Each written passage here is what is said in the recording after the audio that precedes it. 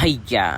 anhកំពុងតែធ្វើអីហ្នឹងហើយអញទាញម៉ូតូចេញទៅឯណាបាទមេគឺខ្ញុំសុំទៅផ្ទះមុនហ្នឹងណាមេហើយចុះក៏មិនទាន់ដល់ម៉ោងផងឯងក៏ប្រញាប់ជាងយើងប្រឡេះវ៉ៃហើយម៉ោងហ្នឹងទើបនឹងម៉ោង6កន្លះហ្នឹងមេអើយខ្ញុំមកពីផ្ទះខ្ញុំមកម៉ោង7កន្លះប៉ុន្តែខ្ញុំចេញទៅផ្ទះវិញគឺខ្ញុំចេញលឿនគឺខ្ញុំចេញម៉ោង6កន្លះខ្ញុំមកយឺតមែនតែខ្ញុំទៅវិញខ្ញុំទៅលឿន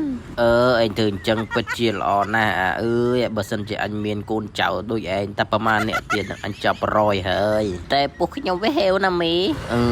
អញអស់អីនិយាយជាមួយឯងតែម្ដងមីធ្វើដូចមិនដែលចេញមុនមកចេញតែមុនខ្ញុំរហូតសោះជួយអញចាំអញផងទៅវិធីខ្ញុំយកម៉ូតូទៅទុកអេក្រៅមុនណាមីជីនេះនៅមិននៅវិញនឹមឯងចេញមុនម៉ោងទៀតហើយឯងកំពុងតែហេវបាយដែរហ្នឹង